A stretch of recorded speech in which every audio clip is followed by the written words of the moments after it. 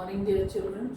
Welcome to your lesson 1, that is Geography, Map Reading, Part 3. So, before this, in Part 2, we have already done the components of a map. In that, we covered first title and the second one, directions. So, today we are going to learn about the third component, that is the scale. Now, before that, we must know what is a scale. A scale can be defined as a ratio between a distance measured on a map and a corresponding distance on land connecting the 2 points represented by the same unit.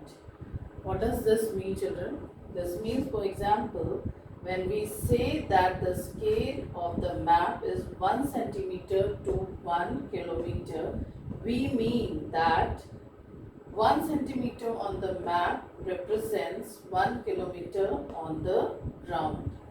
So now let us begin with what is a scale. Pay attention, children, as I read, try to understand.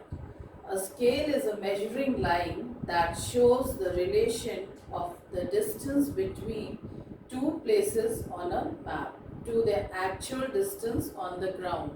So what does this mean? It means that 1 centimeter on the map represents 1 kilometer on the ground. Means the 1 centimeter which you are seeing on the map is actually the actual distance is 1 kilometer on the ground, as we cannot show 1 kilometer on the map because it is a long distance, and 1 centimeter we can show the unit of measurement is small, so that can be shown on a map. So we make it a scale. We take 1 unit of measurement to show this, and that is the scale.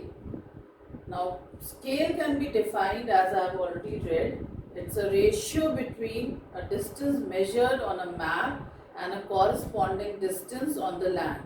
It means that 1 centimeter you are showing on the map is actually 1 kilometer on the ground. That is the ground distance, connecting the 2 points represented by the same unit.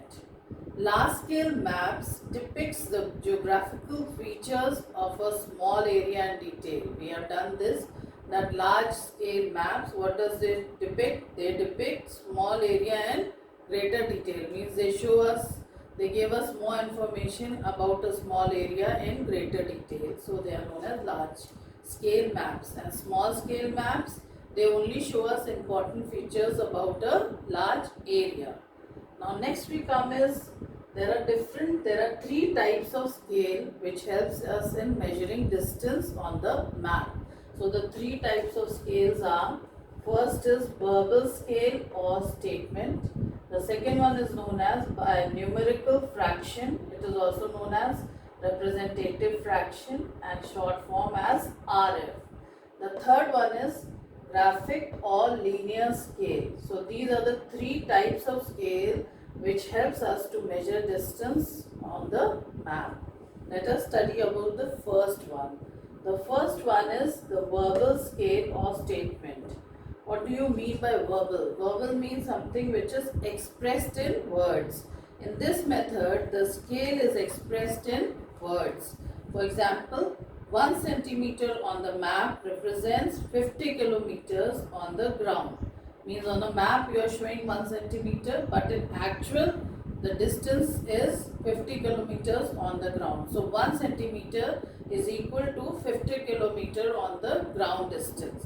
But this method has not become popular, and as it does not give an accurate measurement in a map. So it does not show the accurate measurement on a map. So that is why this verbal scale or statement did not get so popular in measuring distances in a map equivalent to the distance on the ground. Now the second one is representative fraction or RF. How does this help us to measure distance? The numerical fraction method is also called representative fraction. This method shows the ratio between the distance on the map to the distance on the ground.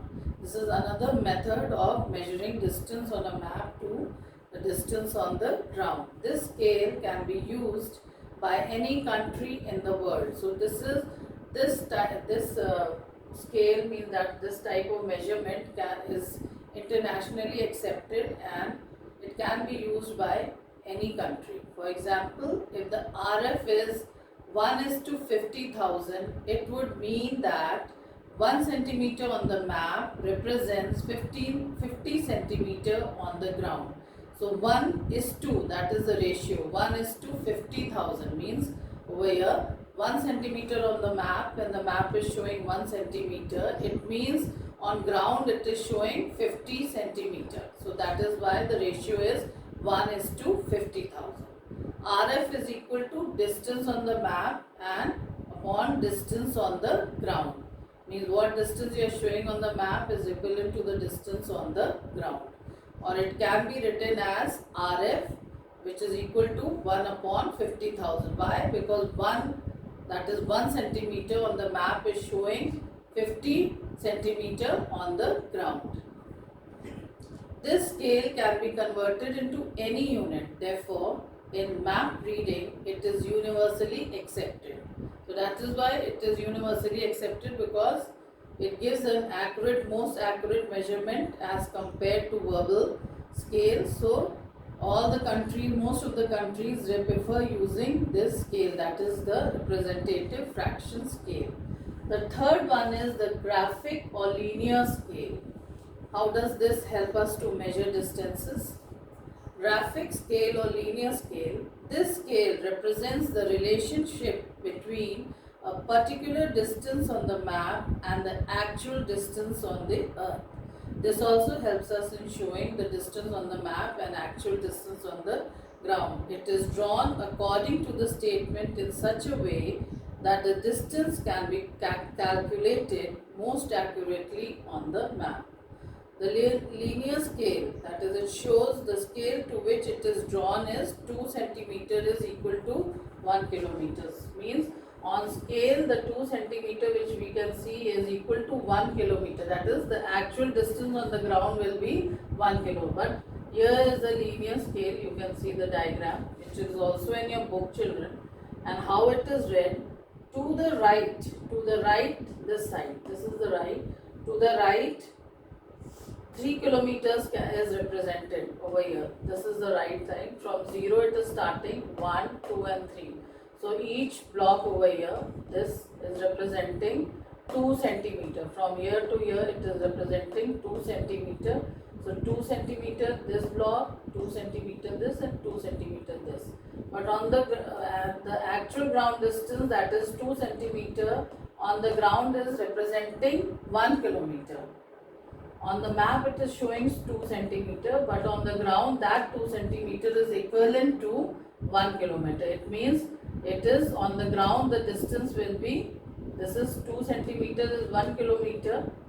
So on the ground it will be 3 kilometers, because this 2 centimeter is representing 1 kilometer, then the second this 1 kilometer again, and the third again 2 centimeter, again 1 kilometer. So 1, 2 and 3 together on the ground will become 3 kilometers. This is how it has been scaled, that is, on the map it is 2 centimeter and on the ground the same 2 centimeter will represent 1 kilometer. To the right of 0, that is to the right over here, which I have told you, on the right it begins 1, 2 and 3. The scale is 2 centimeter, which is equal to 1 kilometer on the ground. To the left, you can see, to the left again it starts with 0 and it's showing 10 divisions, 1, 2, 3, 4, 5, 6, 7, 8, 9, 10. So these 10 parts are showing 100 meters each. This is 100 meters each. So 100 into 10 becomes 1000 meter. So 1000 meters equivalent to 1 kilometer on ground. So from this side it is showing 1000 meter. It is divided into 10 parts and each part is showing 100 meter. So 100 meter into 10 becomes 1000 meter, and 1000 meter is equal to 1 kilometer. So linear scale is said to be the most important method of measuring distance on the map. On most of the maps it is given for accurate map study. So this is considered to be the most accurate way of measuring the ground distance on a map. Now let us just see the three types of scale which we have read is verbal scale or statement. Second way is by numerical fraction. It is also known as representative fraction or RF. And the third one, graphic or linear scale. Now we come to the significance of map studies and colors in a legend. So all of you know we have studied a little about maps and colors, symbols and signs used in a map, and why it is used. We just see why it is used. Maps have become invaluable in today's practical world as they serve as storehouse of information. We all know why we use map. Maps are used to know about different countries, continents, and other things about all around the world. We can find our destination by using global positioning system. So global positioning system is also known as GPS. Topographical maps portray the natural features, man-made features and cultural features using appropriate colors and symbols. So before also we have done topographical maps. They represent man-made features and natural features, which helps us to know many things about a particular area or a place. Apart from that, maps also use colors and symbols. For map study and map pointing, colors are important in conventional signs and symbols. These colors are universally accepted. So colors and signs and symbols used in a map, it has a particular meaning. Each symbol and sign and color, they represent something or the other on a map. So I'll just read out what colors represent on the map, what is the meaning and why, what does it show. For example, yellow color. Yellow color represents cultivable land, plateaus, deserts and plains. Green color represents forest area or lowland areas. White represents rocky area or bad land, hence uncultivable land. Blue color, it represents perennial lined wells, perennial streams, lakes and ponds, water bodies in general. Brown, it represents contour lines, their heights and relief features like mountains. Black represents dry stream and surveyed trees. Red, it represents permanent huts, settlements and cities. So these are the significance of colors and what do they represent in a map. Now comes the symbols. Why are symbols used in a map? What is its importance? On every map, certain signs, symbols and letters are used to represent the features on the earth's surface.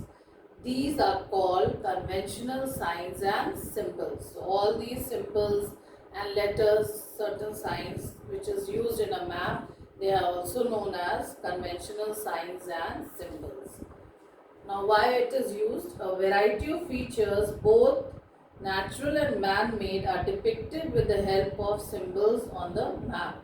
For example, rivers, ponds, settlements, roads and trees. These symbols are accepted universally and are used all over the world. So that is why symbols are used over here in a map, signs and symbols. A list of conventional signs and symbols is called a legend. So many signs and symbols together, collectively, they are known as a legend in a map.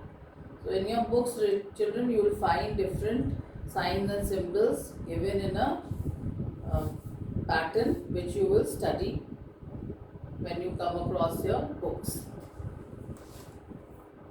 So with this, children, we finish. That is part 3 of your lesson 1, map reading, in which today we studied about the third component of a map, that was the scale and the types of scale. There were 3 types of scale which we have done today, along with signs and symbols. Please go through the lesson, this part, so that you all understand nicely. And with this we end the 3 components which is used in a map, children. I hope you have understood. Take care.